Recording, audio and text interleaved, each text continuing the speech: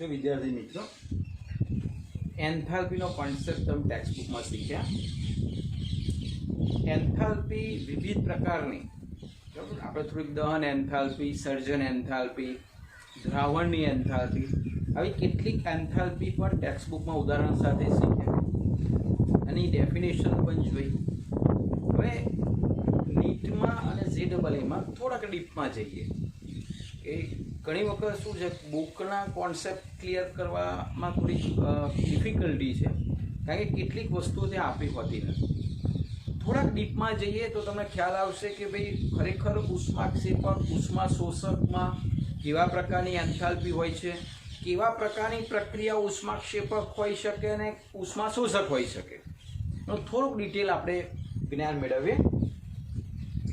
ઉષ્મા રાસાયણિક પ્રક્રિયાઓ, આ ઉષ્મા રાસાયણિક પ્રક્રિયાઓ એટલે જે રાસાયણિક પ્રક્રિયાઓમાં ઉષ્મા એટલે કે આપણે એને આપણી ભાષામાં રાસાયણિક ભાષામાં એન્થાલ્પી પણ કહીએ છીએ, તો એ જે સંકળાયેલી હોય એટલે કે ઉષ્માના ફેરફાર સંકળાયેલા હોય તો એવી બધી જે પ્રક્રિયાઓ છે એ બધી ઉષ્મા રાસાયણિક પ્રક્રિયા તરીકે ઓળખાય છે। એના બે ભાગ પાડવામાં આવે છે, ઉષ્મા શોષક પ્રક્રિયા અને ઉષ્માક્ષેપક પ્રક્રિયા। થોડો ઘણો કોન્સેપ્ટ તમને ક્લિયર હશે। ઉષ્મા શોષક પ્રક્રિયા હવે એકદમ બેઝિક બરાબર એ વસ્તુ તમને હું સમજાવી દઉં છું એટલે આના ઉપરથી ઘણા બધા MCQ તમે સોલ્વ કરી શકશો કે પ્રક્રિયામાં ઉષ્મા વપરાય, સમજો વસ્તુ અથવા તો શોષાય એવી રાસાયણિક પ્રક્રિયાઓ કે પ્રક્રિયકોમાંથી જ્યારે નિપજ બને ત્યારે એ પ્રક્રિયકો એ શું કરશે, ઉષ્માને બહારથી એટલે કે પર્યાવરણમાંથી શોષશે, પોતાનામાં એ ભાગ વધારશે, પોતાનામાં શોષેલો ભાગ વધારશે અથવા તો વાપરશે। આપણે એને ઉષ્મા આપવી પડશે, ઉષ્મા નહીં આપીએ અથવા તો પર્યાવરણમાંથી ઉષ્મા નહીં લે પ્રક્રિયા આગળ નહીં થાય બરાબર। તો એ આપે એના કરતાં મેળવશે બધા, સમજો હા। કારણ કે આપ સૌ જાણો છો કે જનરલી પ્રક્રિયકો જે છે અને નિપજો એમાં બંધ બને, જ્યારે પણ બંધ બને ત્યારે ઉર્જા ઉત્પન્ન થાય, સમજો આ વસ્તુ એટલે કે બંધ બનવો બરાબર લગભગ ઉષ્માક્ષેપક પ્રક્રિયા, પણ બંધ તોડવો તો ઉષ્મા શોષક પ્રક્રિયા। એને બંધ તોડવા મારે ઉષ્મા આપવી પડશે તો બંધ બનશે તો એ મને ઉષ્મા આપશે રાઈટ। એટલે બંધ તોડવા માટે હંમેશા ડેલ્ટા H જે છે એ શું આવે, બંધ તોડવા માટે પ્લસ આવે, પરંતુ બંધ બને, બંધનું નિર્માણ થાય ત્યારે ડેલ્ટા H માઇનસ આવે।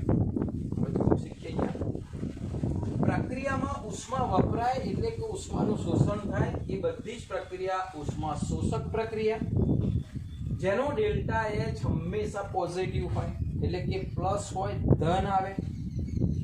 સૂત્ર આપ સૌ જાણો છો, ડેલ્ટા H બરાબર HP માઇનસ HR એટલે કે પ્રોડક્ટ અને રિએજન્ટ। પ્રોડક્ટ એટલે કે નિપજ, નિપજની એન્થાલ્પી માઇનસ પ્રક્રિયકોની એન્થાલ્પી, એ એન્થાલ્પીના ફેરફારનું સિમ્પલ સૂત્ર છે। આ જવાબ પોઝિટિવ આવે। આ ક્યારે પોઝિટિવ આવે તો કે જે HP નું મૂલ્ય વધારે હોય તો, કારણ કે અહીંયા માઇનસ છે, જો આનું મૂલ્ય વધારે હોય જવાબ નેગેટિવ આવે, આનું મૂલ્ય વધારે હોય જવાબ પોઝિટિવ આવે। એનો મતલબ એવો થયો કે HP ગ્રેટર ધેન HR એટલે કે પ્રક્રિયકોની એન્થાલ્પી કરતાં નિપજોની એન્થાલ્પી, કુલ એન્થાલ્પી વધારે હશે તો આનો આન્સર જે છે એ પોઝિટિવ આવશે। બહુ જ ઇમ્પોર્ટન્ટ સમજો કે ડેલ્ટા H પ્લસ આપે એટલે કે પ્રક્રિયામાં ઉષ્મા વપરાય, પ્રક્રિયામાં ઉષ્મા શોષાય, એનો મતલબ એવો થયો કે નિપજ બન્યા પછી આપણને આપવા કરતાં એ પર્યાવરણમાંથી વધારે ઉષ્મા શોષે છે। બહુ સીધી વસ્તુ, પ્રક્રિયકો નિપજ બે વસ્તુ છે। પ્રક્રિયકોમાં બંધ તોડવા માટે અહીં નિપજમાં બંધનું નિર્માણ થાય, આપણે જનરલી એવું સમજી શકીએ કે ભાઈ અહીંયા પ્રક્રિયકોની અંદર શું થાય, બંધ તોડવાના અને નિપજોમાં બંધ બને। તો હવે સમજો ધન ફેરફારનો મતલબ એવો થાય કે બને એ જે ઉષ્મા ઉત્પન્ન કરે એના કરતાં પ્રક્રિયકોના બંધ તોડવામાં વધારે ઉષ્મા વપરાય. ક્લિયર થયું? આ પ્રક્રિયકોમાં બંધ તોડવા વધારે ઉષ્માની જરૂર પડે. જ્યારે બને ત્યારે ઓછી ઉષ્મા હોય તો જ પોઝિટિવ હોય ને, તો જ ઉષ્મા શોષક પ્રક્રિયા થઈએ. તો શું થયું? તો એનો મતલબ એવો થયો પ્રક્રિયકની સ્થાયીતા નિપજ કરતા વધારે હોય. આવા એમસીક્યુ પૂછાય છે. તમને 3-4 પ્રક્રિયાઓ આપેલી હશે, દરેકનો ડેલ્ટા એચ આપેલો હશે, ધન ઋણ એ રીતે, અને કમ્પેરિઝન કરવાની છે કે પ્રક્રિયકો અને નિપજોમાં કોની સ્થાયીતા કોના કરતા કેટલી છે, કેવી રીતે છે. ફરીથી ઉષ્મા શોષક પ્રક્રિયકો જે છે પ્રક્રિયા, એમાં પ્રક્રિયકની સ્થાયીતા નિપજની સ્થાયીતા કરતા વધારે હોય. હા, નિપજ ઓછી સ્થાયી, પ્રક્રિયકો વધારે સ્થાયી, કારણ કે એને તોડવા માટે બહારથી ઉષ્મા આપવી પડે, એટલે ઉષ્મા શોષક પ્રક્રિયા છે. એનો મતલબ બહુ સિમ્પલ થયો. જ્યારે કમ્પેરિઝન કરવાનો પ્રશ્ન તમને પૂછે ત્યારે વધુ ઉષ્મા શોષાય, એટલે કે જેમ ડેલ્ટા એચ વધુ ધન, અહીંયા વધુ ઉષ્મા શોષાયનો મતલબ શું? કે જેમ ડેલ્ટા એચ વધુ ધન તો નિપજ ઓછી સ્થાયી અને પ્રક્રિયક વધુ સ્થાયી. કમ્પેરિઝનમાં પૂછે બધા, ધારો કે 3 પ્રક્રિયામાં 3માં ડેલ્ટા એચ ધન હોય તો બહુ સીધી વસ્તુ છે કે નિપજ કરતા પ્રક્રિયક વધારે સ્થાયી. પણ કઈ પ્રક્રિયાનો પ્રક્રિયક? સીધી વસ્તુ, જેમ ડેલ્ટા એચ વધુ ધન, જેમ વધુ ઉષ્મા શોષાય તેમ નિપજ ઓછી સ્થાયી અને પ્રક્રિયક વધારે સ્થાયી, કારણ કે બંધ તોડવાના છે. એટલે આ બે બાબત ખાસ એમસીક્યુ માટે યાદ રાખજો. હવે ઘણી વખત તમને ખબર કેવી રીતે પડે કે ભાઈ પ્રક્રિયા ઉષ્મા શોષક છે કે ક્ષેપક? હા, તો તમે ખાલી ડેલ્ટા એચ ના મૂલ્યથી એકલાથી નક્કી નહીં કરવાનું, બરાબર? જો કેવી રીતે 3 રીતે તમને પ્રક્રિયા આપેલી હોય પરીક્ષામાં, તો 3 રીતે તમને ખ્યાલ આવે કે આ ઉષ્મા ક્ષેપક છે કે શોષક. આટલી રીત છે એની. જો A + B + Q, આ Q છે ને એને એવું સમજો કે આ ઉષ્મા છે, આ ઉષ્મા છે. A + B પ્રક્રિયકોમાં પ્લસ કરીને તમને એવું આપેલું હોય કે ભાઈ 40 કિલોજૂલ મોલ સંખ્યા આપી હશે. તો એનો મતલબ એવો થયો A પ્રક્રિયક છે, B પ્રક્રિયક છે અને ઉષ્મા પણ પ્રક્રિયકમાં ગણી ગઈ. હા, કારણ કે અહીંયા જ્યારે આવે ને ત્યારે +Q એટલે ઉષ્માનું શોષણ થાય એવું સમજવાનું કે પ્રક્રિયકોમાં ઉષ્માનું શોષણ થાય છે અને ઉષ્મા શોષણ કરે એટલે પ્રક્રિયક બની જાય છે અને એમાંથી C + D નિપજ મળે છે. તો જ્યારે તમને પ્લસ ઉષ્મા, બરોબર, કોઈ મૂલ્ય પ્રક્રિયક બાજુ આપ્યું હોય તો એ પણ પ્રક્રિયા ઉષ્મા શોષક છે. હવે આ Q ને પેલી બાજુ લઈ છે, નિપજ બાજુ, તો આ પ્લસ માઇનસ થઈ જાય. તો A + B gives C + D - Q. સમજો, -Q નિપજમાં છે, એનો મતલબ પણ પ્રક્રિયા ઉષ્મા શોષક છે, બરોબર? કારણ કે અહીંયા નિપજમાંથી માઇનસ થાય છે. હવે A + B C + D પ્રક્રિયકમાં ક્યાંય ડિસ્ટર્બ નથી, અલગ આપેલું છે ડેલ્ટા એચ, તો +Q ઉષ્મા શોષક. તો ત્રણેય રીતે પ્રક્રિયા દર્શાવેલી હોય એક્ઝામમાં, તો એ ત્રણેય રીત સમજો કે પ્રક્રિયા ઉષ્મા શોષક છે.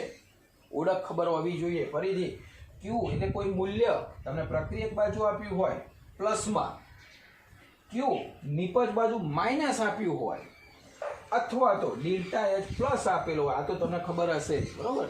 તો આ ત્રણ પ્રક્રિયાઓ કેવા પ્રકારની છે? ઉષ્મા શોષક પ્રકારની છે. હવે ઘણી વખત તમને પ્રક્રિયામાં પૂછે કે ભાઈ આ ઉષ્મા શોષક છે ક્ષેપક, ખાલી પ્રક્રિયા આપી હોય, ક્યાંય Q નો ઉલ્લેખ ના હોય, તો તમારે આવું યાદ રાખવું પડશે. જો વિઘટન પ્રક્રિયાઓ, વિઘટન એટલે ધારો કે CaCO3 કેલ્શિયમ કાર્બોનેટ, એને ટુકડો કરીને અલગ અલગ અણુમાં રૂપાંતર કરવાનું, એટલે કેલ્શિયમ ઓક્સાઇડ + CO2, તો ટુકડો થયો. તો આ જે ટુકડો થયો એ વિઘટન પ્રક્રિયા. સંયોજન જે છે એને ટુકડા કરવાના છે, એ પરમાણુમાં હોય કે અણુમાં હોય. મોટા સંયોજનમાંથી નાના અણુ કે પરમાણુમાં ટુકડો થાય, એ બધી પ્રક્રિયાઓ વિઘટન. અને વિઘટન પ્રક્રિયા એટલે તોડવાની વાત આવે, તોડવાની વાત આવે તો બહુ સીધી વસ્તુ છે, એ પ્રક્રિયા શું હશે? ઉષ્મા શોષક હશે. એ બધી જ વિઘટન પ્રક્રિયા ઉષ્મા શોષક. ગલન, ભાઈ ગલન કરવાનું છે, પીગળવાનું છે, તો કેવી રીતે કોઈ પદાર્થ પીગળે? તો બધી જ ગલન પ્રક્રિયાઓ ઉષ્મા શોષક પ્રક્રિયાઓ. બાષ્પયન, પ્રવાહીમાંથી વાયુમાં રૂપાંતર કરવાનું, ઉષ્મા વગર શક્ય જ નથી, તો બધી જ બાષ્પયન ઉષ્મા શોષક પ્રક્રિયાઓ. ઉર્ધ્વપાતન, ઘનમાંથી સીધું વાયુ, તો પણ ઉષ્મા શોષક પ્રક્રિયા. ઇવન પ્રકાશ સંશ્લેષણ પ્રક્રિયા, હા, પ્રકાશ સંશ્લેષણની પ્રક્રિયા જે છે એ ઉષ્મા શોષક પ્રક્રિયા છે. આપ સૌ જાણો છો કે કાર્બન ડાયોક્સાઇડ ને પાણી, બરોબર, એમાંથી ગ્લુકોઝ અને ઓક્સિજન છૂટો પડે તો એમાં તમે બાયોલોજીમાં શીખતા હશો કે પ્રકાશની જરૂર, સૂર્યપ્રકાશની જરૂર પડે, સમજો. અને સૂર્યપ્રકાશની જરૂર પડે એટલે કે એ પ્રકાશ અંદર શોષાય તો ઉષ્મા સ્વરૂપે શોષાશે ને.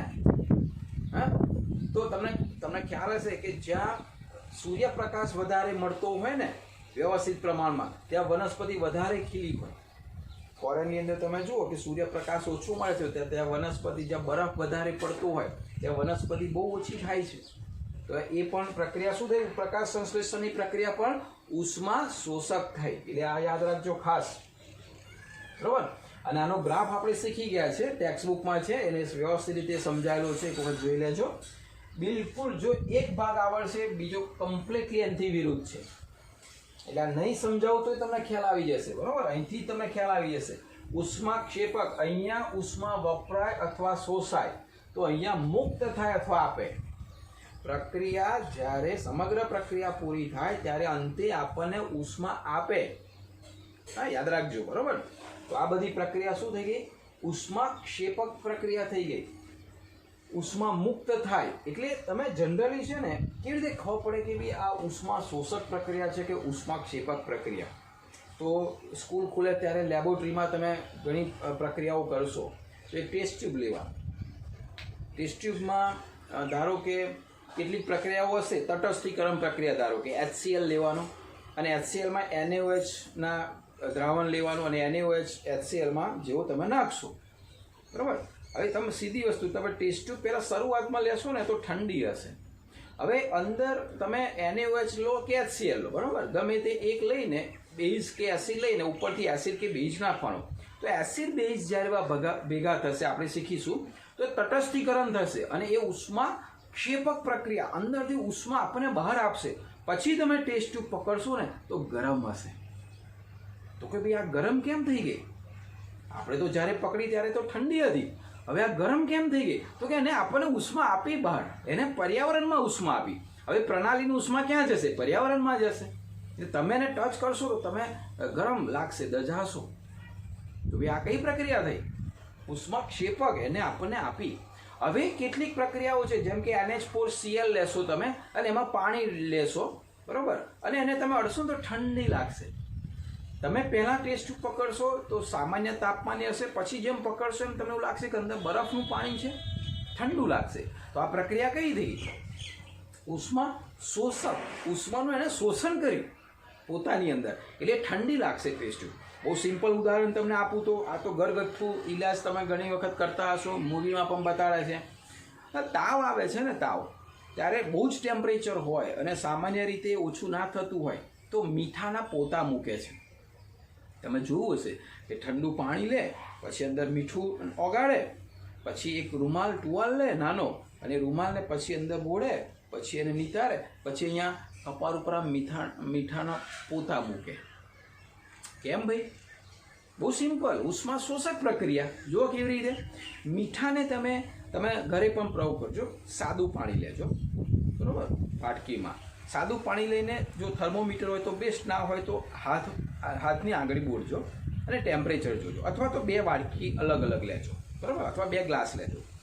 બંનેમાં સરખું પાણી લઈને બંનેમાં હાથ બોળજો તો તમને સામાન્ય જે તાપમાને હશે પાણી એટલું તાપમાન મહેસૂસ કરશો. અચ્છા, હવે તમે મીઠું નાખો. કોઈ એક ગ્લાસમાં તમે મીઠું નાખો, 2, 3, 4 ચમચી, અને એને હલાવો. હવે તમે હાથ બોળજો બંનેમાં, તો એક પાણી તો એઝ ઇટ ઇઝ હશે, બીજું તમને ઠંડુ લાગશે. ભાઈ ઠંડુ કેમ થયું? તો કે મીઠું ઓગળવાની જે પ્રક્રિયા થઈ ને ઉષ્મા શોષક પ્રક્રિયા થઈ.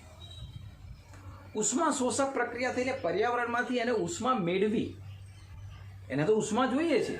અને કેવી રીતે ખ્યાલ આવે ઉષ્મા શોષક? તો જો મીઠાને બહુ ઝડપથી ઓગાળવું હોય ને તો ગરમ કરો. તમે એક આ પ્રયોગ પણ કરી શકશો. એક ઠંડુ પાણી અને ગરમ પાણી લો, બંનેમાં 2 કે 3 સ્પૂન મીઠું ઓગાળો. ઝડપથી ક્યાં ઓગળશે ભાઈ? ગરમ પાણીમાં. કેમ ગરમ પાણીમાં? તો કે એનું ઉષ્મા શોષક છે ને, તો ઉષ્મા જોઈએ છે, તમે જેટલી આપશો એટલું સરળતાથી ઓગળશે. તો તો હવે જે મીઠું જે છે એને પાણીમાં ઓગળે એટલે ઉષ્મા શોષક પ્રક્રિયા થઈ, એને ઉષ્માની જરૂર છે. આપણા શરીરમાં તાપમાન વધારે છે એટલે ફેરનહીટની અંદર 100 ડિગ્રી 102 ડિગ્રી થઈ જાય છે ફેરનહીટમાં, તો એ ગરમ છે એટલે એની પાસે ઉષ્મા છે. હવે તમે મીઠાના પોતા અહીંયા મૂકો છો એટલે એ ઉષ્માને ગ્રહણ કરશે. ક્યાં? શામાંથી? શરીરમાંથી. શરીરમાંથી ઉષ્માને ગ્રહણ કરશે એટલે શરીર શું કરશે? એ પોતે ઉષ્મા આપશે. કોને? પેલા પોતાને. અને પછી એ ગરમ થશે એટલે પાછું પાણી લઈને ફરી પાછું એને નિતારી લેશો, ફરી NaCl વાળું પાણી લઈને તમે મૂકશો, ફરી ઉષ્મા શોષક. એટલે શરીરની 2-3 ડિગ્રી ફેરનહીટ શું કરશે? એ થોડાક પોતાની અંદર પોતે શરીરની ઉષ્મા લઈ લેશે. તો દેશી ઇલાજ છે, સારો સરસ ઇલાજ છે, બરાબર. ટેબ્લેટ કરતાં આ રીતે નેચરલી આપણું તાપમાન શું કરે છે? ઓછું કરે છે. અને તાવ થોડાક સમય પછી ઓછો થઈ જાય એટલે ટેમ્પરેચર ઓછું થઈ જાય છે. તો એ કઈ પ્રક્રિયા થઈ? ઉષ્મા શોષક પ્રક્રિયા થઈ. ક્લિયર? તો આવી બધી પ્રક્રિયાઓ તમે જોશો. ચલો, ઉષ્મા મુક્ત થાય એટલે આપે એટલે ટેસ્ટ ટ્યુબ ગરમ થાય, બરાબર. જેમ કે ચૂનો છે ને, ચૂનાની પ્રક્રિયા તો જોયું હશે. અત્યારે તો કદાચ ચૂનો બહુ ઓછા વાપરે છે. પહેલાં ઘર દોડતા હતા ને ત્યારે ચૂનો, જે કડી ચૂનો કહીએ છીએ ને, એના ગાંગડા આવતા હતા. એ ગાંગડા લઈને જેવું તમે અંદર પાણી રેડો એટલે આમ ઉકળતું હોય ને એવા હાથ તો બોરાય જ નહીં.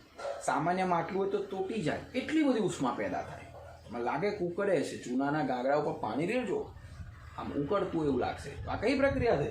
ઉષ્મા ક્ષેપક. એને શું કર્યું? ઉષ્મા આપી બહાર, બરાબર. તો ડેલ્ટા એચ એનો કેવો આવે છે? નેગેટિવ આવે છે.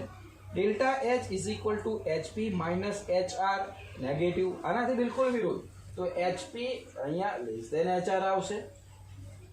આનાથી બિલકુલ વિરુદ્ધ. અહીંયા પ્રક્રિયકની સ્થાયીતા નિપજની ઓછી. અહીંયા પ્રક્રિયક કરતાં નિપજની સ્થાયીતા વધારે છે. કેમ? કારણ કે નિપજ બન્યા પછી ઉષ્મા આપે છે. નિપજના બંધ બહુ મજબૂત છે પ્રક્રિયકો કરતાં. વધુ ઉષ્મા મુક્ત તો નિપજ વધુ સ્થાયી અને પ્રક્રિયક ઓછો સ્થાયી. એટલે આમાં કમ્પેરિઝન પૂછે વધારે ઉષ્માક્ષેપક પ્રક્રિયા તો તમારે કમ્પેરિઝન જોઈ લેવાનું. જેટલો ડેલ્ટા એચ વધારે માઇનસ એટલી નિપજો વધારે સ્થાયી. આ 3 રીતે લખાય: A+B C+B. જો હવે નિપજમાં +Q છે, ધ્યાન રાખજો. નિપજમાં +Q, પ્રક્રિયકોમાં -Q અને અહીંયા બહાર -Q. આનાથી વિરુદ્ધ અહીંયા પ્રક્રિયકમાં પ્લસ હતો, અહીંયા નિપજમાં પ્લસ. નિપજમાં પ્લસ એટલે CD ઉત્પન્ન થાય, જોડે જોડે Q પણ ઉત્પન્ન થાય છે. Qને આ બાજુ લઈ જાઓ તો માઇનસ થાય છે, બરાબર. અને આને તો તમે ઓળખો છો. દહન પ્રક્રિયા હંમેશા ઉષ્માક્ષેપક હોય. કોઈ પણ પદાર્થનું દહન કરો એટલે આપણને ઉષ્મા આપે છે. તટસ્થીકરણની પ્રક્રિયા હંમેશા ઉષ્માક્ષેપક હોય. શ્વાસોશ્વાસની પ્રક્રિયા, હા, આપણા પ્રકાશ સંશ્લેષણથી વિરુદ્ધ પ્રક્રિયા થશે. હવે ગ્લુકોઝ અને ઓક્સિજનમાંથી કાર્બન ડાયોક્સાઇડને પાણી મળશે.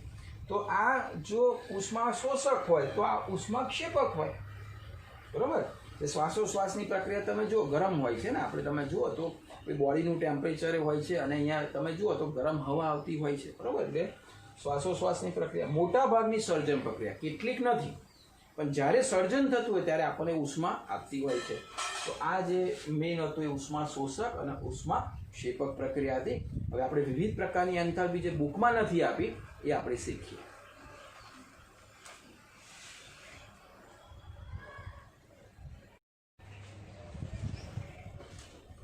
જો એન્થાલ્પી વિશે બીજી થોડીક માહિતી મેળવીએ. કોઈ પણ પ્રક્રિયા અચળ કદે કરવામાં આવે એટલે કે કદ જે છે ડેલ્ટા V એ 0 આવે. એટલે V2 V1માં કોઈ ફેરફાર થાય નહીં. પ્રારંભિક અવસ્થા એ જ અંતિમ અવસ્થાનું કદ હોય. તો અચળ કદે જ્યારે પ્રક્રિયા થતી હોય અને એમાં જે ઉષ્મા, આ QV નો મતલબ અચળ કદે શોષાયેલી ઉષ્મા જે છે કેટલી હશે? ડેલ્ટા U જેટલી હશે. કેમ? તો આપણે ટેક્સ્ટ બુકમાં શીખી ગયા કે ભાઈ delta U is equal two Q plus W. હવે W એટલે શું? તો આપણે એ પણ શીખી ગયા minus P delta V. Delta V 0 એટલે આખું પદ ઉડી જાય. તો એનો મતલબ કદમાં જો ફેરફાર ના થાય તો એ જે ઉષ્મા શોષાયેલી છે કેટલી થઈ જશે? આંતરિક ઉર્જાના ફેરફાર જેટલી, ડેલ્ટા U, બરાબર. હવે આ ડેલ્ટા U ને એન્ટ્રન્સ એક્ઝામમાં જૂના પેપરમાં ઘણી વખત ડેલ્ટા E પણ લખેલો છે, બરાબર. એ તમે એ યાદ રાખજો કે ડેલ્ટા U જે છે એને ડેલ્ટા E તરીકે પણ લખી શકાય છે. E એટલે આંતરિક ઉર્જા, એનર્જીનો. એવી રીતે અચળ દબાણે કરીએ કે પણ ટેક્સ્ટબુકમાં શીખી ગયા. અચળ દબાણે કરી એટલે કદ ભલે ફેરફાર પણ દબાણ અચળ. તો is equal to delta H, બરાબર? એટલે ક્યુપી is equal to delta H, એટલે એન્થાલ્પીનો ફેરફાર થાય. એટલે જ્યારે પ્રક્રિયા અચળ દબાણે થાય ત્યારે એન્થાલ્પીનો ફેરફાર થાય, અચળ કદે થાય ત્યારે આંતરિક ઊર્જાનો ફેરફાર થાય. આ અચળ દબાણ એટલે કઈ પ્રક્રિયાઓ જે ખુલ્લા પાત્રમાં કરવામાં આવે, યાદ રાખજો એ વસ્તુ. અચળ દબાણનો મતલબ જેટલી પ્રક્રિયાઓ ખુલ્લા પાત્રમાં કરવામાં આવે તો એ દબાણ અચળ જ હોય. કેમ અચળ હોય ભાઈ? કારણ કે વાતાવરણનું દબાણ બદલાવાનું નથી. ખુલ્લા પાત્રમાં કરવામાં આવે એટલે કયું દબાણ લાગે? વાતાવરણનું દબાણ લાગે. અને વાતાવરણનું દબાણ તો એક વાતાવરણ છે જ. એટલે ખુલ્લા પાત્રમાં જ્યારે પ્રક્રિયા કરવામાં આવે સમજવાનું, એમાં જે ઉષ્માનું શોષણ થતું હશે એ કયો હશે? એન્થાલ્પીના ફેરફાર છે, રાઈટ? તો આ સામાન્ય વસ્તુ ડેલ્ટા એચ અને ડેલ્ટા યુ. હવે આ બંનેનો સંબંધ મારેલું સૂત્ર આપણે પણ શીખી ગયા. Delta H is equal to delta U plus delta NGRT. ઘણા બધા એમસીક્યુમાં આ બંને વચ્ચેનો સંબંધ પૂછે છે, બરોબર? એમાં તમારે ડેલ્ટા યુ અને આરટીની કિંમત મૂકવાની હોતી નથી લગભગ. તો ડેલ્ટા એન ગણતરી કરતા આવડવું જોઈએ. ડેલ્ટા એન આપ સૌ જાણો છો, નિપજોના વાયુરૂપ મોલ માઇનસ પ્રક્રિયકોના વાયુરૂપ કુલ મોલ. અને એ બંને ઉપર જ આપણે 2 પ્રશ્ન જોઈશું, તો એના ઉપરથી આ બે વચ્ચેનો સંબંધ મળે છે. ઓકે, હવે આ બહુ નાની વસ્તુ છે પણ સમજવા જેવી વસ્તુ છે. ઘણી વખત તમે શું છે કે બુકમાં જે કંઈ પ્રક્રિયાઓ આપી છે, એન્થાલ્પીમાં ફેરફાર જોયો, વિવિધ પ્રક્રિયાઓ જોઈ એન્થાલ્પીની, તો એના પછી તમને અમુક કોન્સેપ્ટ ફિટ થઈ જાય કે કોઈક વસ્તુનું સર્જન થાય તો એની આટલી જ એન્થાલ્પી હશે, એવું હોતું નથી, બરાબર? જોઈએ હવે એ જે તે ભૌતિક અવસ્થા કઈ છે પ્રક્રિયકોની કે નિપજોની, એના ઉપર આધાર રાખું. એક ઉદાહરણ તમને સરસ આપું એટલે એના ઉપર તમને ખ્યાલ આવશે. જો ધારો કે અહીંયા મેં એક ઉદાહરણ લીધું છે કે ભાઈ H2 ગેસ પ્લસ 1/2 O2, આ પણ H2 gas plus 1/2 O2, same પ્રક્રિયા. હવે ધ્યાન રાખજો, આ બંનેમાંથી હું જ્યારે એક બનાવું છું H2O લિક્વિડ અને એક બને છે H2O ગેસ, નિપજમાં ફરક પડે છે. સીધી વસ્તુ છે, હાઇડ્રોજન ઓક્સિજનથી H2H2 બનવાનો છે. અહીંયા પણ H2 બને, અહીંયા પણ H2 બને, પરંતુ અહીંયા જ્યારે આ બંને ગેસ ફોર્મ છે, આ પણ બંને ગેસ ફોર્મમાં છે, આ હું લિક્વિડ ફોર્મમાં બનાવું છું અને આ હું ગેસ ફોર્મમાં બનાવું છું. તો અહીંયા આ લિક્વિડ ફોર્મ અને ગેસ ફોર્મને લીધે ભૌતિક અવસ્થા જ્યારે નિપજની બદલાઈ, એન્થાલ્પી બદલાઈ ગઈ. આ સમજવાનું છે. જ્યારે હું H2O લિક્વિડ ફોર્મમાં બનાવું છું ત્યારે delta H is equal two -285.8 enthalpy ફેરફાર મળે છે મને ઉષ્માક્ષેપકમાં. આટલી ઉષ્મા મુક્ત કરે છે. જ્યારે હું H2O ગેસ ફોર્મમાં લઉં છું ત્યારે -242 કિલો જૂલ પ્રતિ મોલ ઉષ્મા મુક્ત કરે છે. જો બંનેમાં ડિફરન્ટ છે. હવે આ કેવી રીતે ડિફરન્ટ આવ્યું? બહુ સીધી વસ્તુ, બંનેની ભૌતિક અવસ્થા જુદી જુદી છે. એટલે હવે તમને એવું પૂછે, તમે બહુ સીધી વસ્તુ, ભાઈ સર્જન એન્થાલ્પી કઈ? આ બેમાંથી સર્જન એન્થાલ્પી કઈ? તો સર્જન એન્થાલ્પીની વ્યાખ્યા પ્રમાણે તમે કહો કે ભાઈ આ સર્જન કે આ સર્જન, તો આપણે વ્યાખ્યા શીખી ગયા છો કે ભાઈ 1 મોલ સંયોજન બનાવવાનું. 1 મોલ સંયોજન શામાંથી? તેના જે તત્વો છે એની પ્રમાણિત અવસ્થામાંથી. પણ એ પણ ખરું કે આ 1 મોલ સંયોજન જે બનાય ને એ પણ પ્રમાણિત અવસ્થામાં હોવું જોઈએ. અને પ્રમાણિત અવસ્થા એટલે આપણે ફરી સમજીશું, અમે શીખવાડું તમને કે પ્રમાણિત અવસ્થા એટલે 25 ડિગ્રી તાપમાને. હવે તમે જ મને જણાવો કે H2O 25 ડિગ્રી તાપમાને એક વાતાવરણને લિક્વિડ ફોર્મમાં હોય કે ગેસ ફોર્મમાં હોય? તો તમે કહો તો ભાઈ લિક્વિડ ફોર્મમાં.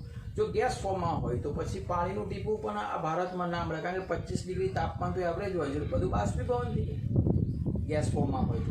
પણ નથી. એનો મતલબ એવો થયો કે લિક્વિડ ફોર્મમાં છે તો 1 મોલ પ્રમાણિત સ્થિતિમાં સંયોજન તેમાં રહેલા તત્વોમાંથી મળે. તો આ બંનેમાંથી સર્જન એન્થાલ્પી કઈ? તો કે ભાઈ -285.8. આ સર્જન એન્થાલ્પી નથી. એટલે આવા પ્રશ્ન પણ પૂછાય છે, એ યાદ રાખીશું ખાસ આપણે. અચ્છા, હવે તમને એવું થાય કે સાહેબ કેમ તફાવત આવ્યો? આ તફાવત કેમ આવ્યો? બહુ સીધી વસ્તુ છે. જો આ તફાવતનું કારણ આ છે. હવે H2O ગેસમાંથી આપણે H2O લિક્વિડ બનાવવું હોય તો શું કરવું પડે? H2O ગેસમાંથી H2O લિક્વિડ, એનાથી વિરુદ્ધ વિચારો. ચલો, H2O લિક્વિડમાંથી ગેસ બનાવવું હોય તો H2O લિક્વિડ છે એમાંથી મારે H2O ગેસ બનાવવું છે. તો આ પ્રક્રિયા કેવી આવવાની? ઉષ્મા શોષક આવશે ભાઈ. કેમ ઉષ્મા શોષક? પાણીમાંથી મારે વાયુ બનાવવાનો છે. બાષ્પયન અને એન્થાલ્પી. બાષ્પયન એન્થાલ્પી હમણાં જ શીખ્યા, ઉષ્મા શોષક. સમજો, પાણીનું મારે બાષ્પમાં રૂપાંતર એટલે મારે એને ઉષ્મા આપવી પડશે ને ઉકાળવું પડશે, એટલે ડેલ્ટા એચ પોઝિટિવ. તો ભાઈ ગેસમાંથી હું લિક્વિડ બનાવું તો એનાથી વિરુદ્ધ થઈ જાય ને. જો એક આ નિયમ પણ યાદ રાખજો, ફરીથી દાખલામાં આવશે. કોઈ પણ રાસાયણિક પ્રક્રિયાનો ડેલ્ટા એચ જે છે એ પ્રક્રિયાને હું ઉલટાવું, એટલે કે પ્રક્રિયકમાંથી નિપજની જગ્યાએ નિપજમાંથી પ્રક્રિયક બનાવું તો આ કિંમતમાં કોઈ ફેરફાર ના થાય, કોઈ ફેરફાર ના થાય, ખાલી મૂલ્યની નિશાની બદલાય.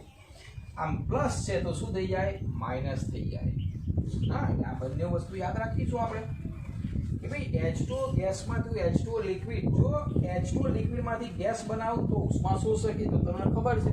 તો એનાથી વિરુદ્ધ હું ગેસમાંથી લિક્વિડ બનાવું તો મને ઉષ્મા આપશે, અને ઉષ્મા આપશે એટલે જો આટલો તફાવત એટલા માટે થયો ને, એને ઉષ્મા આપી આપણે ગેસમાંથી લિક્વિડ બનાવું ત્યારે મને એને ઉષ્મા આપી એટલે તો વધી, જો એટલે તો ઉષ્મા વધી. હા, લિક્વિડમાંથી ગેસ બનાવવું હોય તો પ્લસ થશે એટલે ઘટી, જો આપશે. સીધી વસ્તુ છે, તમારે એ વસ્તુ ખાસ યાદ રાખવાની છે કે ભાઈ અહીંયા તફાવત કેમ આવ્યો, તો કે -242 હતો. હવે એને તો વધારે બીજું નેગેટિવ થયું, વધારે ઉષ્મા આપી ગેસમાંથી લિક્વિડ બનાવવા. જો ગેસમાંથી લિક્વિડ એટલે હવે અહીંથી આમ લઈ જાઉં ને તો ઉષ્મા વધે, બરોબર. એટલે એ નિયમ પણ આપણે યાદ રાખીશું. બીજું કે આ પ્રક્રિયાનું જેટલા વડે ગુણું, અહીંયા જેટલા વડે ગુણાય, આ પ્રક્રિયાનું જેટલા વડે ભાગવું એટલી એન્થાલ્પીને ભગાય. હું પ્રક્રિયાને બદલું તો માઇનસ પ્લસ થાય, પ્લસ હોય તો માઇનસ થાય. હવે એન્થાલ્પીના ફેરફારમાં જનરલી આપણે શું શીખ્યા હતા? તો કે છે ડેલ્ટા એચ રિએક્શન, અથવા તો રિએક્શન એટલે પ્રક્રિયા. પ્રમાણિતમાં લખીએ તો સૂત્ર શું શીખ્યા હતા કે ભાઈ ડેલ્ટા એચ, અહીંયા પ્રોડક્ટ આવશે, બરોબર. આપણે કુલ લખીએ એટલે સિગ્મા સાથે લખીએ એટલે તને વધારે ખ્યાલ આવશે. ચલો, એ પ્રક્રિયા આમ તો શીખવાડી છે, ફરીથી જોઈ લે. તો સિગ્મા, અહીંયા ડેલ્ટા એચ, આ આવશે product, minus sigma delta S, આ આવશે રિએક્ટર.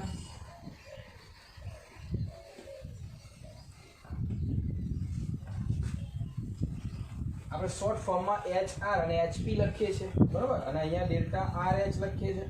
તો પ્રમાણિત કુલ એન્થાલ્પી કેટલી આવે પ્રક્રિયાની? નિપજની એન્થાલ્પીના ફેરફારમાંથી પ્રક્રિયકોનો એન્થાલ્પી ફેરફાર બાદ કરવાનો, બરોબર. એ આપણે શીખી ગયા છે સૂત્રની મદદથી. હવે બીજું એક ઇમ્પોર્ટન્ટ વસ્તુ શીખી લે, ફરી યાદ કરી લઈએ કે ભાઈ પ્રમાણિત અવસ્થા કોને કહેવાય. તો આપણે છે ને સુપરસ્ક્રિપ્ટ નામનું નિશાની કરીએ છીએ આ રીતે, આપણે ડિગ્રી પણ કહી શકીએ. તો સુપરસ્ક્રિપ્ટ જે છે એ પ્રમાણિત અવસ્થા વખતનું નિશાની બતાવે છે. તો એ પ્રમાણિત અવસ્થા ક્યારે? તો કે P = 1 એટમ હોય, નિયરલી 1 બાર, અને T જે છે 25 ડિગ્રી તાપમાને હોય, અને એટલે કે 298 કેલ્વિન તાપમાન હોય. હવે પરીક્ષાની અંદર તમને સર્જન, પ્રમાણિત સર્જન એન્થાલ્પીનો ઉલ્લેખ કર્યો હોય, અથવા તો પ્રમાણિત પ્રક્રિયા એન્થાલ્પીની વાત કરી હોય ને, તમને તાપમાન અને દબાણ ના આપ્યું હોય તો તમારે તાપમાન અને દબાણ આ લેવાનું છે, રાઈટ. હવે બધા જ તત્વોની પ્રમાણિત સર્જન એન્થાલ્પી 0 છે, એ પણ આપણે ટેક્સ્ટ બુકમાં શીખી ગયા. તો જનરલી 25 ડિગ્રી તાપમાન અને 1 એટમ દબાણે કોઈ પણ તત્વ, કોઈ પણ પરમાણુ, કોઈ પણ સંયોજન, કોઈ પણ અણુ કે કોઈ પણ આયન કઈ સ્થિતિમાં હોય આ તાપમાન આ દબાણ, તો એની પ્રમાણિત અવસ્થા, બરાબર. હવે કેટલાક ઉદાહરણ અહીંયા આપેલા છે જેમાં કન્ફ્યુઝન થાય છે. જો આમાં કન્ફ્યુઝન નથી, ભાઈ ઓક્સિજન તો કે આ તાપમાને દબાણે ગેસમાં હોય એટલે આ એની પ્રમાણિત અવસ્થા થઈ. હાઇડ્રોજન તો કે ભાઈ ગેસ ફોર્મમાં હોય, આ એની પ્રમાણિત અવસ્થા થઈ. કાર્બનના સ્વરૂપો સ્ફટિકમય, અસ્ફટિકમય, એમાં ગ્રેફાઇટ, હીરો, કોલસો, આ બધા, તો એમાં કયું સ્વરૂપ સ્થાયી લેવામાં આવે છે આ તાપમાને દબાણે? તો કાર્બનનો ગ્રેફાઇટ સ્વરૂપને. એટલે કાર્બન જ્યારે આવે ને ત્યારે ગ્રેફાઇટ સ્વરૂપ હોય તો જ એનું પ્રમાણિત સ્વરૂપ થયું, પ્રમાણિત અવસ્થા થઈ. હીરો હોય તો એની પ્રમાણિત અવસ્થા નથી, કોલસો હોય તો પ્રમાણિત અવસ્થા નથી, બરોબર. અને એ કાર્બન ગ્રેફાઇટનું પણ કયું સ્વરૂપ? તો કે સોલિડ સ્વરૂપ, એટલે S. ગ્રેફાઇટ ઘન સ્વરૂપે પણ. S છે સલ્ફર, સલ્ફરના 2 બહુરૂપ, એક રોમ્બિક અને એક મોનોક્લિનિક. તો એમાંથી કયું સ્થાયી? તો S8 રોમ્બિક, હા એસ હંમેશા 8 તરીકે લખાય છે, જે રીતે Cl2O2 એવી રીતે બહુ પરમાણ્વીય અણુ કહેવાય, આ પોલી એટોમિક. તો S8 રોમ્બિક સ્વરૂપ. ફોસ્ફરસના પણ બે, સફેદ અને પીળો, અને લાલ પણ છે, એ પણ શીખશું. બરોબર, હવે ખબર છે પીળો ફોસ્ફરસ, લાલ ફોસ્ફરસ, સફેદ ફોસ્ફરસ. તો એમાંથી P4 કયો લેવાનો આપણે? સફેદ ફોસ્ફરસ હોય તો જ એ એની પ્રમાણિત સ્થિતિમાં છે એવું કહેવાય. હવે બ્રોમિન ખબર છે અધાતુમાં એક જ એવું અધાતુ છે જે લિક્વિડ ફોર્મમાં છે, આખા આવર્ત કોષ્ટકમાં એક જ અધાતુ જે પ્રવાહિત સ્વરૂપમાં હોય, તો એ બ્રોમિન છે. તો બ્રોમિન ગેસમાં આપેલું હોય, સોલિડમાં આપેલું હોય તેની પ્રમાણિત સ્થિતિમાં નથી, લિક્વિડ ફોર્મમાં આપેલું હોય તો જ એની પ્રમાણિત સ્થિતિ છે. MS ધોની નહીં, હા MS એટલે સોલિડ મેટલ, ધાતુ બધી જ સોલિડ સિવાય એક મર્ક્યુરી લિક્વિડ ફોર્મમાં હોવો જોઈએ. બરાબર, આના સિવાય બધી જ ધાતુ સોલિડ સ્વરૂપમાં. તો આ બધા અને આના સિવાયના જેટલા તત્વો છે એ બધા જ તત્વોની પ્રમાણિત સર્જન એન્થાલ્પી તમારે શું લેવાની? શૂન્ય લેવાની. કે જ્યારે આવા દાખલા આવે અને એમાં પ્રોડક્ટની રિએક્ટરની અંદર આમાંથી કોઈ આપેલું હોય તો એની પ્રમાણિત સર્જન એન્થાલ્પી તમારે શૂન્ય લઈને કામ કરવાનું છે. બરાબર, તો આ થોડીક માહિતી હતી. હવે આપણે વિવિધ પ્રકારની એન્થાલ્પી ઉપર જઈએ.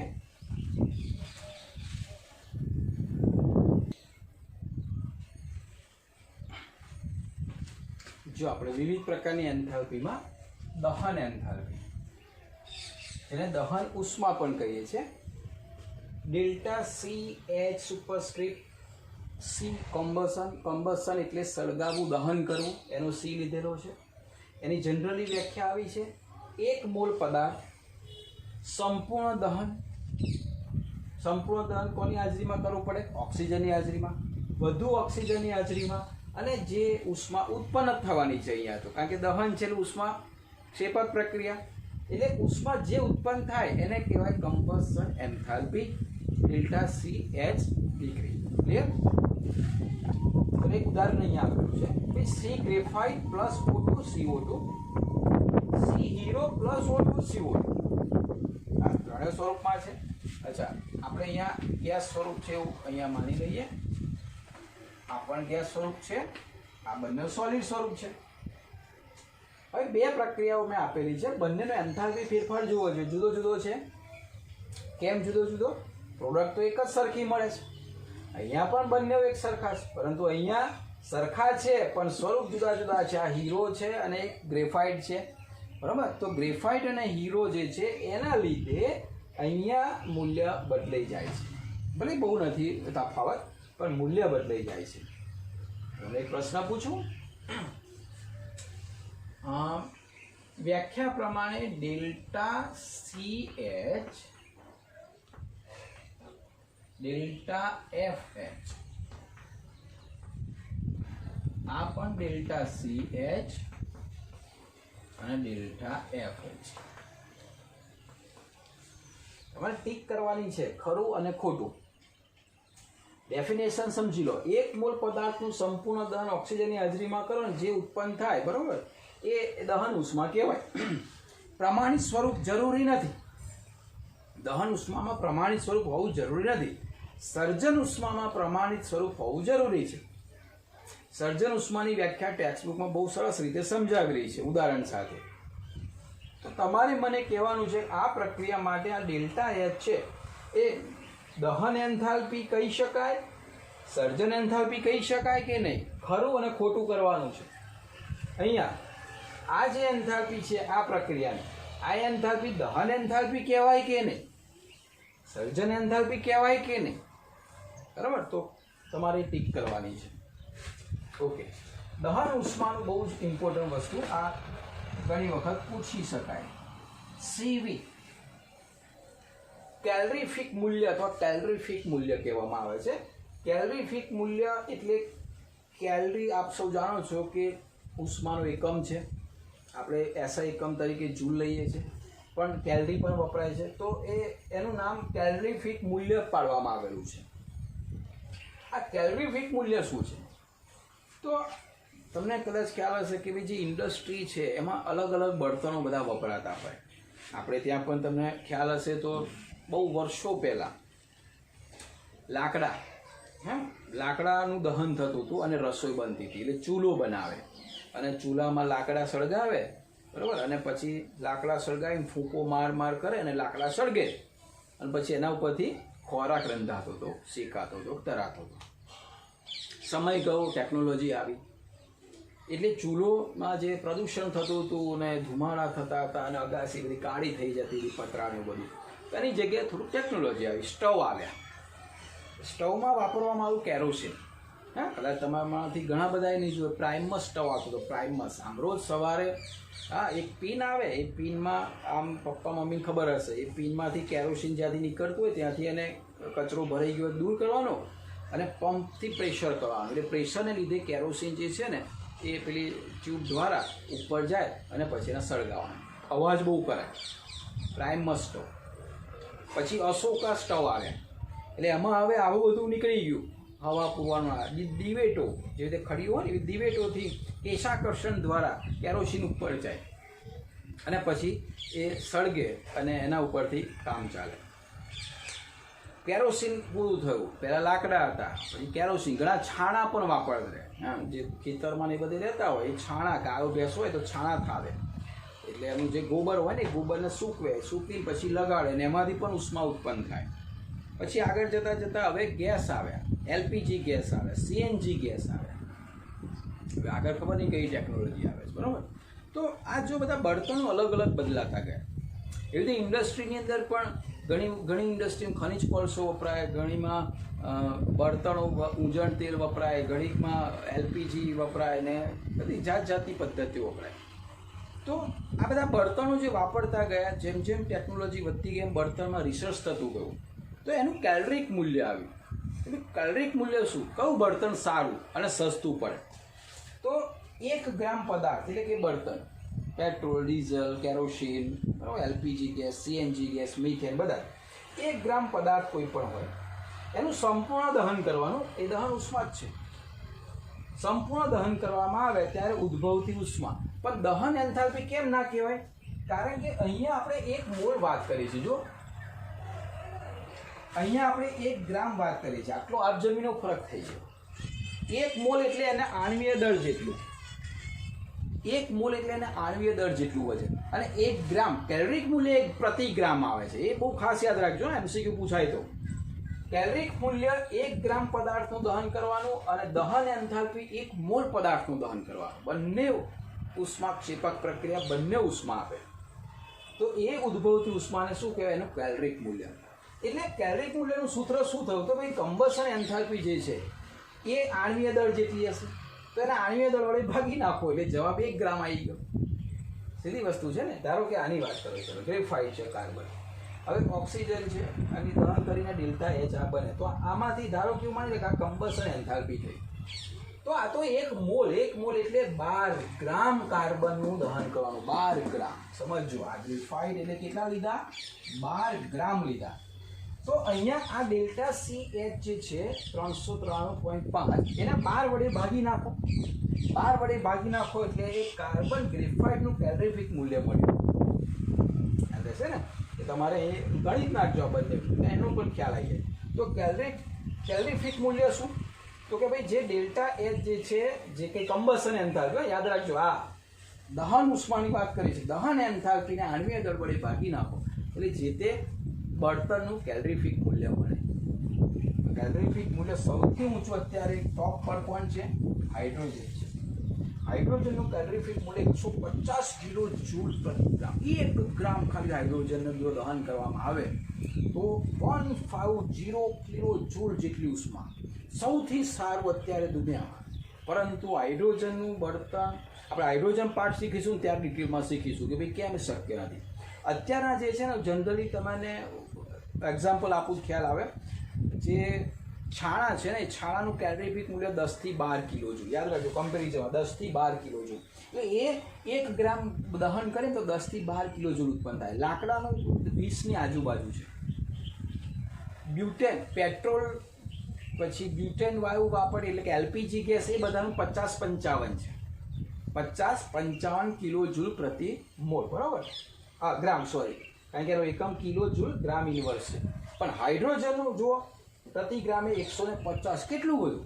એટલે એનો મતલબ 1 ગ્રામ તમે બ્યુટેન વાયુ વાપરો, એલપીજી ગેસ, સીએનજી ગેસ વાપરો, એના કરતાં હાઇડ્રોજન 1 ગ્રામ વાપરો તો 3 ગણી ઉષ્મા આપણને આપે. બરાબર, એટલે બહુ સસ્તું પડે, પરંતુ એક બહુ મોટી ટેકનિકલ પ્રોબ્લેમ છે, ફરી જોઈશું હાઇડ્રોજનવાળા પાઠમાં.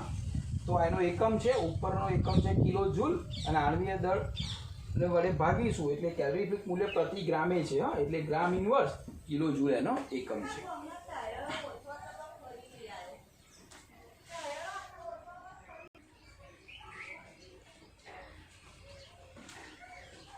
જો એક બીજી એન્થાલ્પી બહુ જ ઇમ્પોર્ટન્ટ છે, તટસ્થીકરણ એન્થાલ્પી. બરાબર, તટસ્થીકરણ આની પ્રક્રિયા કદાચ તમે કોઈ ધોરણમાં શીખી ગયા હોય, પહેલાં તો એ સમજાવું કે કોઈ પણ એસિડ લઈએ, એની બેઝ સાથે પ્રક્રિયા કરીએ તો આપ સૌ જાણો છો એમાંથી ક્ષાર અને પાણી મળે. કોઈ પણ એસિડ સાથે બેઝની પ્રક્રિયા કરીએ તો એમાં ક્ષાર અને પાણી મળે. અને આ પ્રક્રિયા આપણે શીખ્યા ને ઉષ્માક્ષેપક છે. આ હંમેશા ઉષ્માક્ષેપક પ્રક્રિયા આવે, યાદ રાખજો. તટસ્થીકરણ પ્રક્રિયા ઉષ્માક્ષેપક પ્રક્રિયા છે. એટલે ડેલ્ટા એચ જે છે આ પ્રક્રિયાનો એ કેટલો આવશે? નેગેટિવ. ધારો કે આપણે લઈએ HCl, એક્વિયસ એટલે એનું દ્રાવણ લેવાનું, બેઝ લઈએ NaOH, એનું પણ દ્રાવણ લેવાનું. તો એમાંથી ક્ષાર, જો Na અને Cl, એટલે અહીંયા તમે આ પ્લસ, આ માઇનસ, આ પ્લસ અને આ માઇનસ, પ્રક્રિયા આવી થાય NaCl. બરોબર, તો અહીંયા એક્વિયસ બનશે. તો આ જે છે ક્ષાર થયો અને આપણને પાણી મળશે. NaCl plus H2 liquid. બરાબર, અને એક્વિયસની અંદર દ્રાવણ છે એટલે પાણીમાં ઓગળી જાય, તો સોલિડ પણ બને વધારે પ્રમાણમાં હોય તો. જનરલી તમે અહીંયા જુઓ ને તો આમાં H પ્લસ અને આમાંથી OH માઇનસ, એ બંને ભેગા થઈને તમને H2 આપે છે. એટલે આ એક્વિયસ, આ પણ એક્વિયસ, અને તમને લિક્વિડ આપે છે. એટલે જનરલી આ જે ફેરફાર છે ને એ ડેલ્ટા એચ, આપણે જેને કહીશું ન્યુટ્રલાઇઝેશન, એની આગળ એના માટે NUT લખીએ તો પણ ચાલે. એ ન્યુટ્રલાઇઝેશન જે છે ફેરફાર એ અહીંયા ફિક્સ હોય છે. ફરીથી સમજાવું, એસિડ બેઝ ભેગા થાય તો ક્ષાર ને પાણી બને, એટલે તટસ્થ પ્રક્રિયા થઈ ગઈ, તટસ્થીકરણ પ્રક્રિયા થઈ ગઈ. આ દરમિયાન હંમેશા ઉષ્મા ઉત્પન્ન જ થાય. આ ઉષ્મા જે ઉત્પન્ન થાય એને જ કહેવાય છે તટસ્થીકરણ એન્થાલ્પી અથવા તટસ્થીકરણ ઉષ્મા. એ ફિક્સ હોય છે. ફિક્સ કેમ એ ફરી સમજાવું તમને. HCl, NaOH એસિડ બેઝ ભેગા કરે, એમાંથી NaCl અને H2O બને. આપણે અહીંયા ક્ષાર કયો બને એની સાથે મતલબ નથી, અહીંયા H2O ની માથાકૂટ જે છે મેઇન છે. H પ્લસ અને OH ભેગા થાય એટલે કે એસિડમાં H પ્લસ અને બેઝમાં OH. જનરલી હજી આપણે ડેફિનેશન નવા પાઠમાં શીખવાના છે. એસિડ H પ્લસ અને બેઝ OH, તો બેઝનો OH અને એસિડનો H ભેગા થઈને H2 બને. આ દરમિયાન જે ઉષ્મા છૂટી પડે ને એ ઉષ્મા એની H તટસ્થીકરણ ઉષ્મા અને ફિક્સ હોય. પણ 1 મોલ પાણી બનવું જોઈએ, 1 મોલ OH અને 1 મોલ H. એટલા માટે અહીંયા જ્યારે એસિડ બેઝ લેવામાં આવે છે ને તો એસિડ મોનોબેઝિક, ડાયબેઝિક, ટ્રાયબેઝિક આવા બધા આવે છે. એ આપણે શીખવાના છે સંતુલનવાળા પાઠમાં. તો એના માટે કયા એસિડો છે એની સાથે મતલબ નહીં, એટલા માટે તુલ્ય ભાર જેટલો એસિડ લેવાનો. તુલ્ય ભાર એટલે કે એમાં 1 જ મોલ H પ્લસ હોય અને બેઝનો તુલ્ય ભાર એટલે 1 જ મોલ OH હોય. ગમે તેવો એસિડ હોય એમાં 2, 3, 1 મોલમાં ગમે તેટલા હોય, એના તુલ્ય ભાર જેટલું જ્યારે તમે કરવા જાઓ તો તુલ્ય ભાર એટલે 1 મોલ H હોય અને 1 મોલ OH હોય એટલું વજન થઈ જાય. એ બંનેને ભેગા કરો તો 1 મોલ H2 બને. આ ફિક્સ છે. એટલે વ્યાખ્યામાં આવું છે કે ભાઈ મંદ દ્રાવણમાં 1 તુલ્યાંક કોઈ પણ એસિડ, ફરીથી તુલ્ય ભાર જેટલું વજન, 1 તુલ્યાંક એટલે 1 H પ્લસ આપે એવું 1 મોલ H પ્લસ. બેઝ 1 તુલ્યાંક એટલે 1 મોલ OH આપે. તો એના 1 તુલ્યાંક કોઈ પણ એસિડનું સંપૂર્ણ તટસ્થીકરણ થોડુંક પણ બાકી ના જોઈએ. એનું બેઝના એક તુલ્યાંક વડે તટસ્થીકરણ કરવા જે ઉદ્ભવે ઉષ્મા એને કહેવાય ન્યુટ્રલાઇઝેશન એન્થાલ્પી અથવા તો તટસ્થીકરણ એન્થાલ્પી. એનો સિમ્બોલ ડેલ્ટા NUT લખીએ છીએ અથવા તો NEU H સુપરસ્ક્રિપ્ટ. આ ફિક્સ છે, આ બદલાતી નથી. કિલો જૂલમાં ગોખી નાખવાની. -57.2, કોઈક જગ્યાએ 57 પણ આપેલું હોય. -57.2 કિલો જૂલ અને કિલો કેલરીમાં -13.7 કિલો કેલરી. બંને એકમ ગોખી નાખવાના છે, એકમ અને મૂલ્ય સાથે. આ ફિક્સ છે. જ્યારે 1 મોલ પાણી બને ત્યારે એમાંથી આટલી જ ઉષ્મા છૂટી પડે, આ બદલાતી નથી. એસિડ બેઝ કોઈ પણ લો, ક્લિયર? હા, પરંતુ અહીંયા એસિડ બેઝ જે વાત કરી છે ને એ અહીંયા પ્રબળ એસિડ બેઝની વાત કરી છે. એટલે કે એક પ્રબળ એસિડ અને એક પ્રબળ બેઝ લઈએ તો એમાંથી જે ઉષ્મા છૂટી પડે એ નક્કી જ હોય, કારણ કે આપણે એના તુલ્ય દળ જેટલું વજન લીધેલું છે, ફિક્સ. હવે આ કેમ એન્થાલ્પી બદલાતી નથી? બીજી બધી જો દહન એન્થાલ્પી, સર્જન એન્થાલ્પીના મૂલ્ય બદલાતા હતા. અહીંયા તટસ્થીકરણમાં કેમ નથી બદલાતી? કારણ કે એને ક્ષાર સાથે કોઈ, અહીં તો પાણી બને છે, તો પાણી તો કોઈ પણ એસિડ ભેગા કરો એટલે ક્ષારને પાણી તો બને જ. તો આ પાણી 1 મોલ બને તો ફિક્સ જ હોય, કોઈ પણ એસિડ બેઝ તો આ 1 જ મોલ બને એટલે એની ન્યુટ્રલાઇઝેશન એન્થાલ્પી ફિક્સ જ હોય, બદલાતી નથી. બરાબર? એ તમારે ખાસ યાદ રાખવાનું છે. હા, હવે જે MCQ ખાસ પૂછાય છે તે તમને હવે એસિડ બેઝનું તટસ્થીકરણની કોઈ પ્રક્રિયા આપી હોય પછી પૂછે કે એની તટસ્થીકરણ એન્થાલ્પી કેટલી હશે, તો ઘણા બધા MCQમાં તમને આવા પ્રશ્ન મળશે તટસ્થીકરણ એન્થાલ્પીના. તો પહેલાં એ સમજાવું તમને કે જ્યારે પ્રબળ એસિડ અને પ્રબળ બેઝ હોય ત્યારે એની ફિક્સ, મેં તમને કહું કોઈ એક લઈને આપણે લઈએ 57.2 કિલો એટલી જ મળે માઇનસ. પરંતુ જ્યારે નિર્બળ એસિડ અને પ્રબળ બેઝ લઈએ ત્યારે સંપૂર્ણ તટસ્થીકરણ નથી થતું. બરાબર? કારણ કે એક નિર્બળ છે, એક પ્રબળ છે. આ નિર્બળ પ્રબળ શું છે આપણે સંતુલન પાઠમાં શીખવાના છે. તો એ હંમેશા 57.2 જે હતી, બરાબર, એ એના કરતા ઓછી મળે.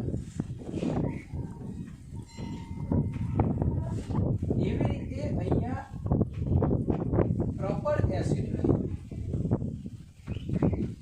અને નિર્બળ બેઝ લઈએ તો પણ એનું મૂલ્ય 57.2 થી ઓછી મળે. અને બંને નિર્બળ લઈએ, નિર્બળ એસિડ અને નિર્બળ બેઝ, બરાબર, તો આ બંને કરતા ઓછી મળે. એટલે એવી રીતે હું લખી દઉં કે ભાઈ સૌથી ઓછી મળે. એ સૌથી વધારે આની મળે, પછી આની, આ બંનેની, અને છેલ્લે બંને નિર્બળ હોય ત્યારે. બંને પ્રબળ હોય તો ફિક્સ, એક પ્રબળ એક નિર્બળ હોય તો આના કરતાં ઓછી, અને બંને નિર્બળ હોય તો એના કરતાં પણ ઓછી એન્થાલ્પી છૂટી પડે છે. બરાબર? આ બંને પ્રબળ નિર્બળ કયા એસિડ છે એ ડિટેલમાં આપણે સંતુલનવાળા પાઠમાં સરસ ચેપ્ટરનો આખો ટોપિક છે એસિડ બેઝ, એમાં શીખીશું. તો આ જે વાત હતી તટસ્થીકરણ એન્થાલ્પી હતી. ઘણા બધા પ્રશ્ન MCQ પૂછાય છે, ખાલી એટલા જ પૂછાય છે કે ભાઈ કેટલી ઉષ્મા ઉત્પન્ન થાય. તો તમને આંકડો આપેલો કે 57.2 થી ઓછી, એનાથી વધારે, એના જેટલી. તો તમારે ખાલી એટલું જ જોવાનું કે પ્રબળ છે કે નિર્બળ છે. ક્લિયર? પ્રેક્ટિસ કરીશું. ના ખ્યાલ આવે આ છે તટસ્થીકરણ એન્થાલ્પી.